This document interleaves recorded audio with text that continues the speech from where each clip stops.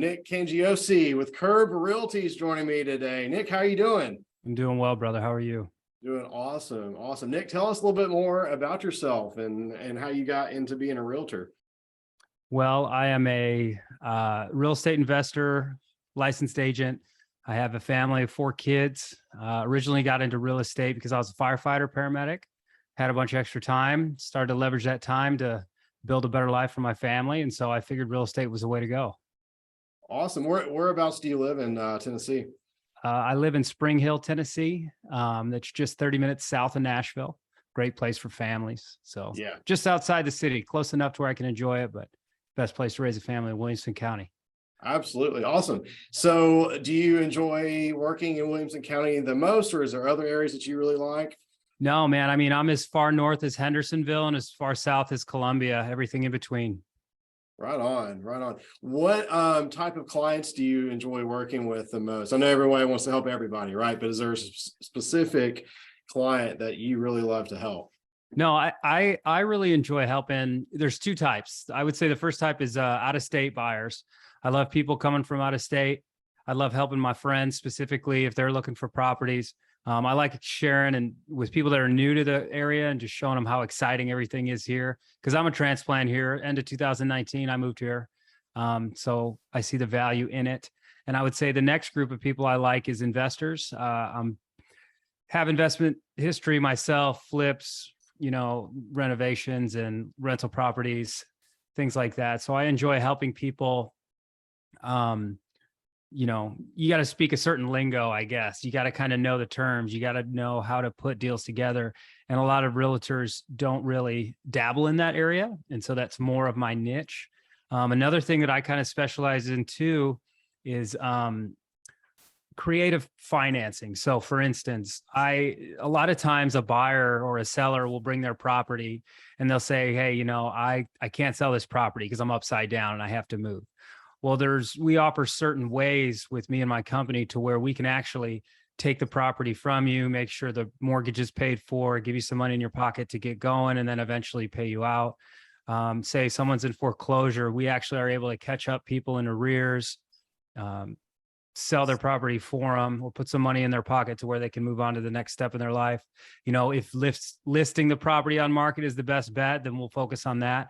So what I offer that's kind of different than most realtors is we have different options. Like, we're problem solvers. Having that real estate investment background has exposed me to a lot of different creative financing means to help people either buy a property or get them sold.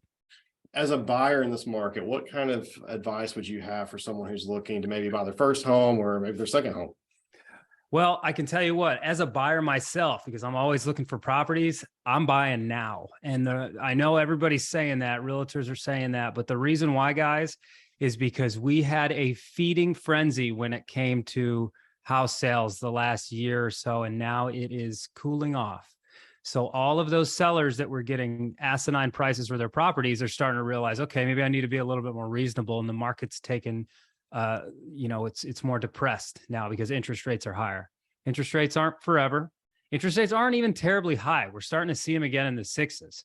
So, I mean, my first house I ever bought was in the 6s. So they're not astronomical. They're not in the 9s and the 10s and the 12s like everybody was saying. And they might get there. You never know what's going to happen in this world, but I don't foresee it happening, especially with inflation slowing down. So I would say for buyers, now's your time, because now you can negotiate. Now you got properties that are coming down in value. You have a lot more. Before, it was no contingencies, no inspections, and then it's 20,000 over ask. Now you have all those tools in your toolbox to help get you the best deal possible. Yeah, very cool. Now, on the flip side of that, as a seller, what kind of advice would you have for a seller in this market? Be reasonable. Yeah, right. Understand. Okay, here's my advice to a seller. Look at numbers. All right. Find yourself a realtor that knows the market, that knows the data, and analyze and make your decision based on the data and not how you feel. And if the data doesn't work out for you, like say you can't get enough or what you even need, look for people who can offer you creative ways to sell your property. We have things like subject to, where we take over mortgages. We have creative seller financing. We have all sorts of different options for different situations. But my advice for sellers is look at the data, find a realtor or a real estate professional that can present that data, and look at what the market is going to give you for your house, not necessarily what you feel it's worth or what you could have got, 6 to 12 months ago. Because unfortunately, guys, the market determines the price. We don't determine the price. Right, exactly. Awesome, man. When you're not working in real estate, what are you doing? Where can someone spot you? You can spot me at home with my 4 children Nice. at a basketball game, watching my son play. Or I'm a drummer too, so I play drums in church. So you'll find me banging away on my drum set. So that's all really I have time for these days, man. I really enjoy my job. I love going out, looking at properties, finding deals, helping people out, coming up with creative solutions. That's awesome. Do you have any that's awesome. Get some frustration out on the drums. Absolutely. I play piano myself, so I can relate to that. Any memorable transactions, any cool stories that you'd like to that stand out that you'd like to share? Yeah, sure. So my first flip, second flip actually in Nashville, it was right by Pearl Cone High School. And so, as you know, there's a lot of areas in Nashville that have undergone a lot of gentrification. So there was some rundown areas, maybe some troublesome areas where the values are really starting to come up because people are coming in, they're building nice houses. That's gentrification. Well, the first house I bought had bullet holes in it. And not only did it have bullet holes in it, it had the measuring tape for the crime scene investigators, when they come in and they put that little L tape. We bought it for $150. I partnered my partner on that. We paid for the property. He paid for it and did the rehab because he owned a construction company, and we split the profits 50-50. So we came in, bought it for $150. We probably put $90,000 into it. Beautiful remodel, redid the whole floor plan, opened it up, opened the ceiling up. So it had beautiful high ceilings, sold it for about $370. Wow. That's awesome. That was probably my favorite one so far. That is awesome.